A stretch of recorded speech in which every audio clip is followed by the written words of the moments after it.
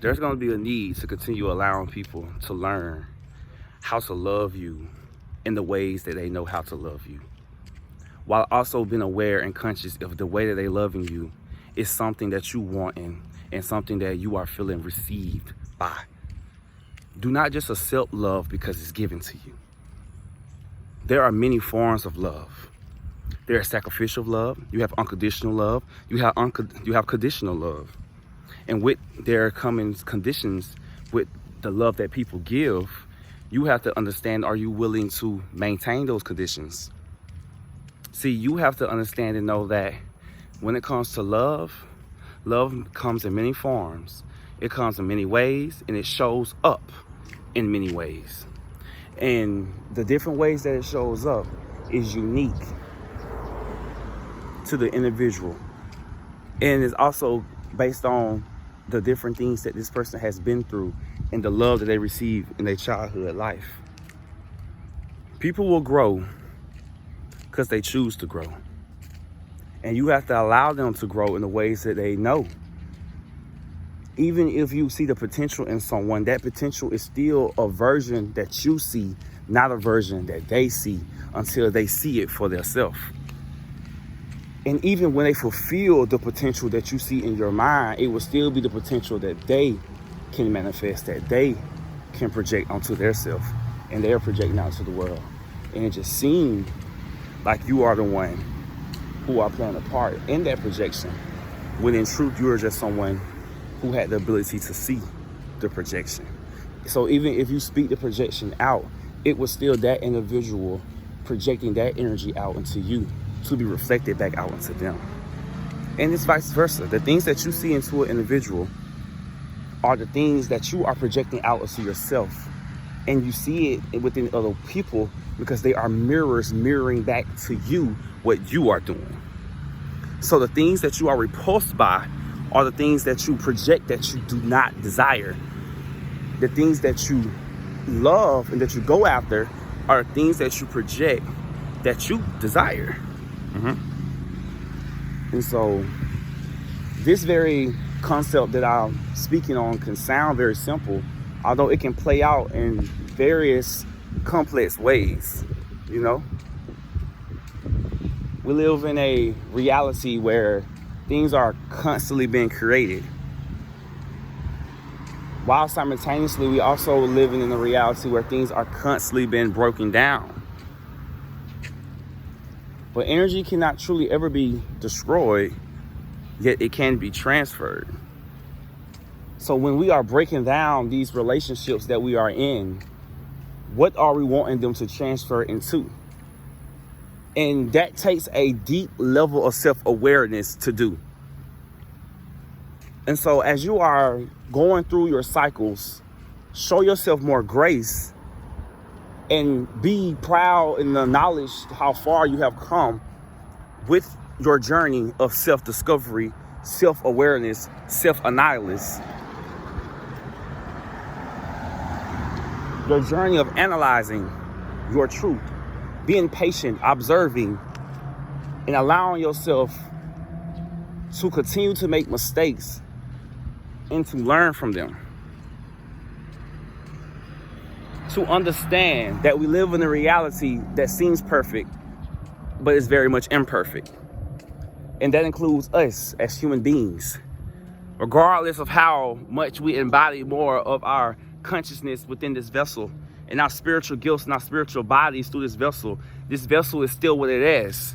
No matter how much you pimp up your Porsche is still gonna do what a Porsche does when it's time for it to break down and be transferred into something else.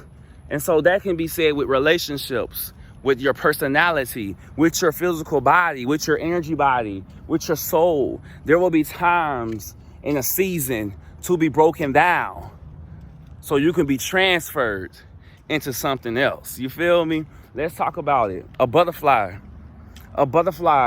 how does it form? It starts off as a caterpillar, and this caterpillar feeds itself. This caterpillar doesn't even know what it's about to go through, but it knows that it needs to feed itself. It needs to be full so it can have the energy to go through this process. So then when the caterpillar gets the sense and the knowing, it starts to spin this cocoon around itself. You feel me? The caterpillar ain't spending its time worrying about when they got to spin that cocoon. It's spending its time eating. Because when it's time to spin that cocoon, it's just going to spin it because it knows it's time. It's not worrying if it's spending too much of its time doing something that it shouldn't be doing. It's doing what it feels that it should do. It's doing all that it knows. Because sometimes all that you know is all that you need. Or the police, sometimes we feel like we need help.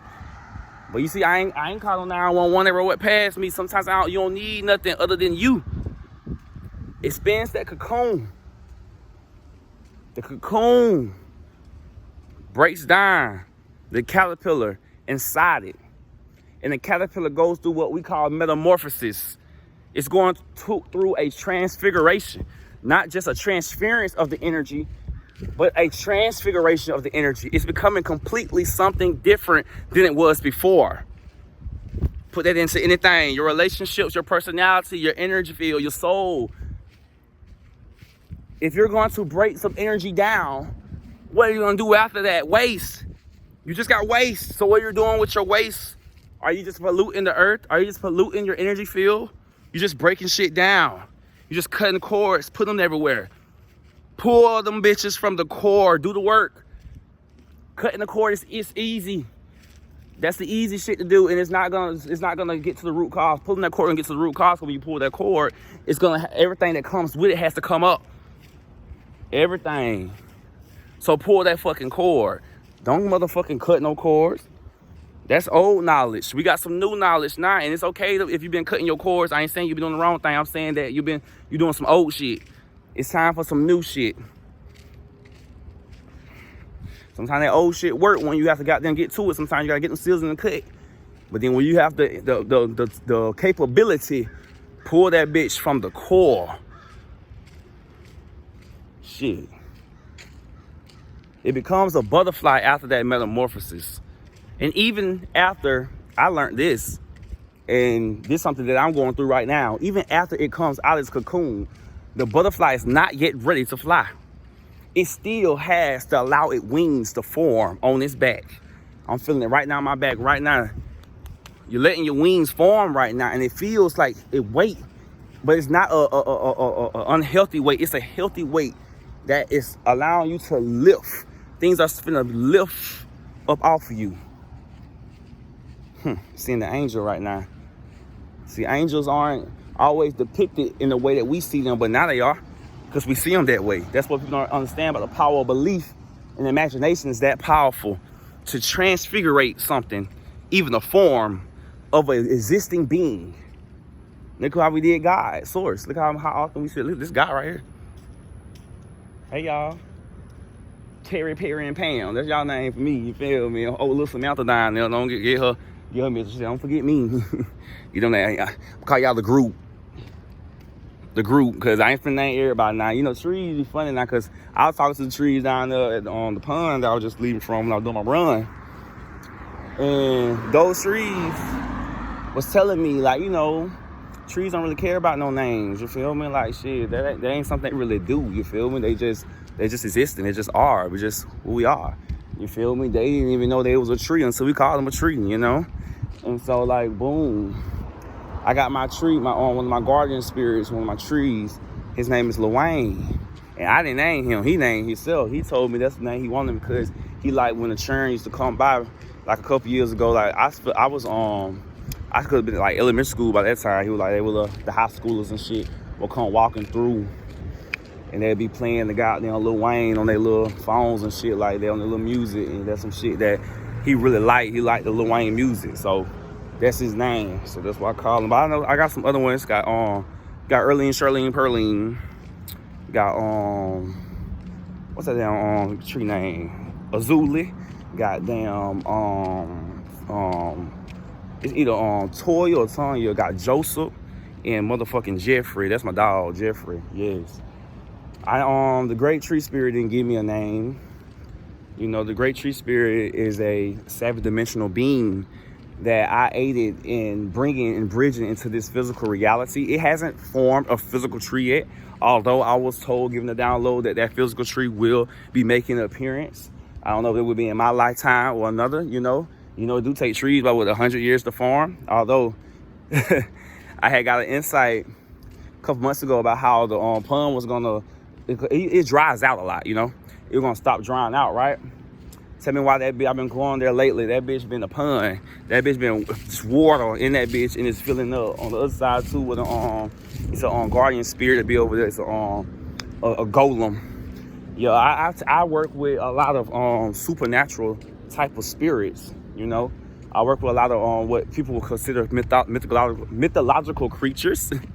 So yeah, I'm not really the one who really work with spirits that are very like mainstream and things like that, you know. Although I am aware of those spirits and I do acknowledge their existence. You know, like how a lot of people work with different ascended masters and stuff. Different ascended masters do come to me.